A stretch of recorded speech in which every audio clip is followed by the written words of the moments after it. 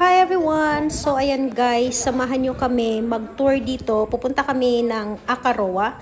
Sa itong view na to, Banks of Peninsula ang tawag nila dito sa view na to. Napakaganda guys. So along the way lang ito going to Akaroa. So pag pupunta kayo ng Akaroa, you should stop here. Kasi talagang look at that view. Napakaganda talaga ng view na yan. Ang sarap sa mata. Kung ano yung kulay ng water na yan, yan din yung makikita nyo dyan. So ito ay along the way lang. Ayan guys. So lahat ng aming mga kasama from north to south. Ayan guys. Sobrang init lang ngayon. Grabe ang init dito ngayon sa South Island. Kaya parang 23 degrees. So sobrang init pero napakaganda ng ng mga view pag ganito kainit, makikita mo yung mga water na yan sa karagatan na ganyan talaga yung kulay niya. Napakaganda. Ayan. So ayan guys. Nandito kami ngayon sa town naman. Ito na yung pinaka-town ng Akaroa. Small town lang siya guys, na kaya mo siyang ikutin ng paulit-ulit. Actually, itong face na to ng mga stores na to, sa likod na yan, mga hotels. And then, sa gilid na yan, parang ilang block lang siya ang meron dito sa town na to. Talagang napakaliit lang talaga. Lahat ng mga nasa front beach na to, mga souvenirs at saka restaurant. Kaya kaya mo siyang ikutin ng ilang beses pag gusto mo. At doon naman sa may gilid, pwede ka ring maligo, pwede mong enjoy. Pero tayo kasing mga Pilipino guys, pagka ganitong mainit, hindi tayo makatiis. Sila pagka ganito kainit, talagang grabe. Nag-i-enjoy sila pagka ganitong init, tsaka sila lumalabas. Sila dito ay takot sa lamig. Kaya talagang pagka ganitong mainit, talagang lumalabas sila at nag-i-enjoy talaga sila. So actually, pangalawang beses ko na pumunta yan dito. Si nanay at yung aking ibang friends at si John ay first time nila dito. Kaya parang pare-pareho lang naman ang mga lookout na makikita nyo. Water, and then may wharf. Then dito lang sa place na to, sa Akaroa, pagka gusto mong manood ng whale watching and also dolphin watching, yun. Pero kailangan mo yun mag-book dito guys. And then ang mga pwede mo lang i-visit dito ay yung lighthouse. So papakita ko sa inyo later yung lighthouse kasi gutom na dito din siya sa Akaroa. At itong lighthouse na not all the lighthouse ay pwede kang umakyat sa taas at pwede kang pumasok sa loob.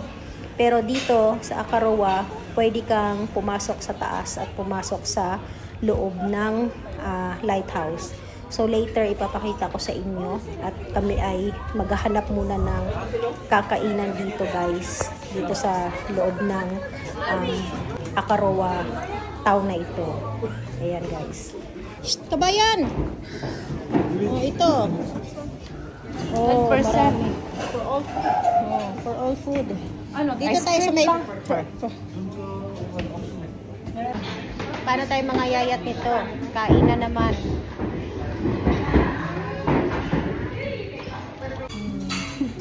Ito medyo blurry, sorry. Pad thai. Allergy ako. Allergy ka sa ano? Sa asam core. Sa prawns. Hindi sa damit. Siyempre hindi. Hindi ako pwede.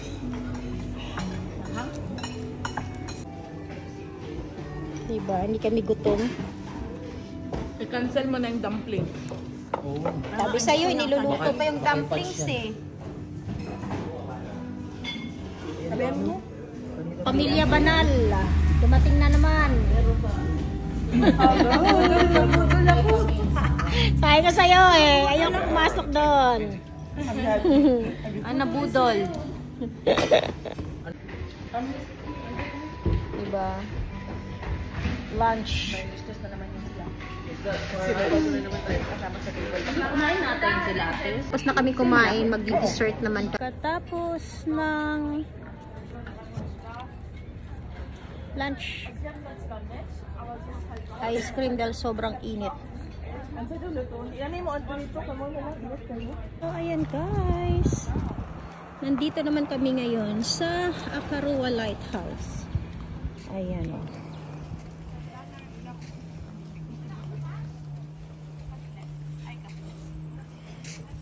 Ayan, akyat tayo.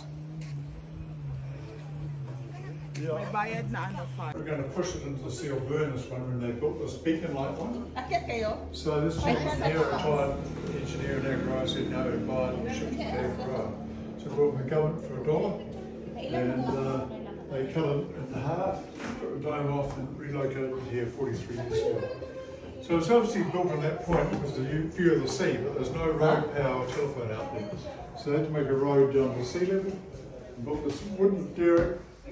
So the winch lighting there, your winch stuff, pretty good. The first light was a baby kerosene one, then pressurised kerosene, 1917, and in 1950 so went to electricity. And that's a 1,000-watt light bulb. And the prisms and lenses magnify the 3 system by a million counterpowers, giving a beam of light 26 times. Okay. So treat the stairs like a ladder and just come down backwards, safest way. Okay. John will be up there.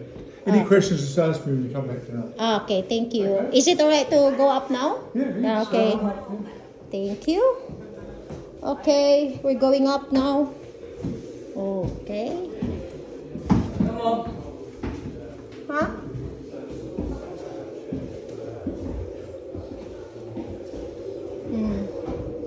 Ito yung taas niyan. Hindi ikaw yan.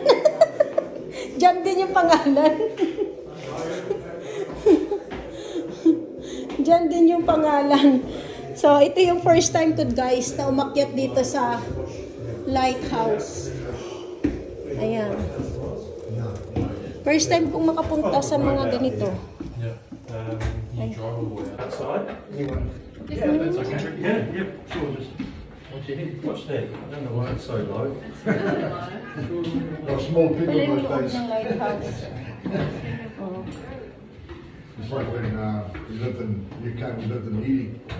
Oo, tignan mo. Ely? Yeah. Ely, yeah. Yan yung ilaw City dyan. Ely and there's the name,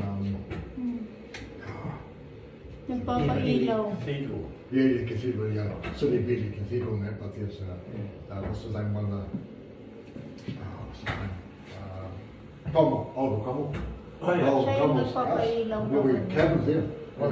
You go in there and it's like, yeah, it's a duck because it's. Oh, yes. Gusto kami ngayon sa Akaroa Lighthouse. Fairly early days, isn't Yeah, it? yeah. Is it 10, Ayan yung 1,000 around about? Hello. Hi.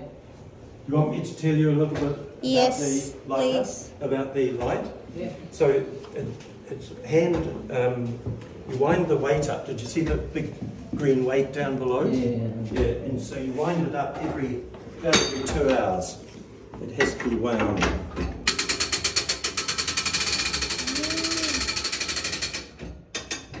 A lot more than that.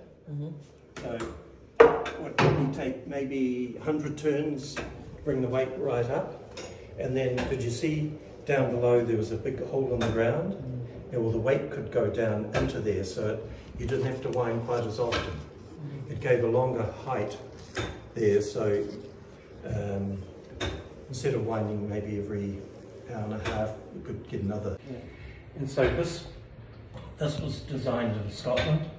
Robert Louis Stevenson, do you know the poet, famous Scottish poet? And he wrote stories, Treasure Island, and a lot of famous stories. Anyway, his family designed lighthouses.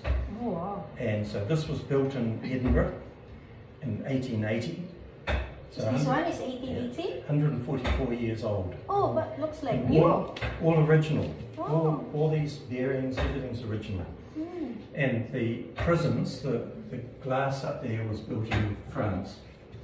Same here. Yeah, about the same year. 80 seconds, and there are 8 of those prisms. So every 10 seconds, you'll see a pulse of light. Wherever you're standing, you'll see just maybe half a second, light will just pulse like that. And it could be seen way out at sea. So so the ships, the navigators on the ships out at sea could time the interval between the pulse of light. They would count it and see it's 10 seconds. They would look at their maps and see 10 seconds is Akaroa.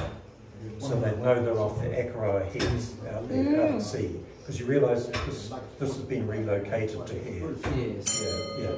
Yeah. And another one way down the coast, another lighthouse might be 15 seconds between the light beams going. Another one might be 12 seconds.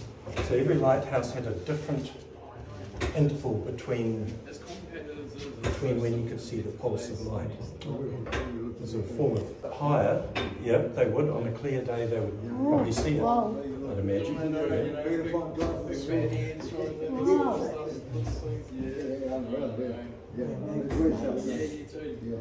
I've been in some lighthouse, but this is my first time to go inside the lighthouse. Where have you been? You know, going to Masterton. Where? Masterton Lighthouse. Masterton? Going there. Oh, Castle Point? Yeah, Castle Point. Oh, you've been there? Yeah, I've been there. Could you go inside it? No, I think so. There aren't many lighthouses that the public can get into. Yeah, Nugget Point's one of them. Very similar to this one. Nugget Point, way down south. Yeah, and you can't. Ito yung nasa taas ka ng lighthouse. Oh, diba? Kailangan maano ka tingin. Ganda. Oh. Ano yung dalawa?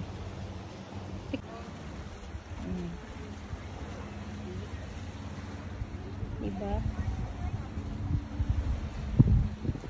So, ito yung taas ng lighthouse dito sa Akaroa. Ayan. So, ayan yung sa baba. Ayan. Diba? Ganda. So, sulitin ko, may bayad ng $5 dito. Hindi pala pwedeng umakyat dito. So, ayan yun. Diba?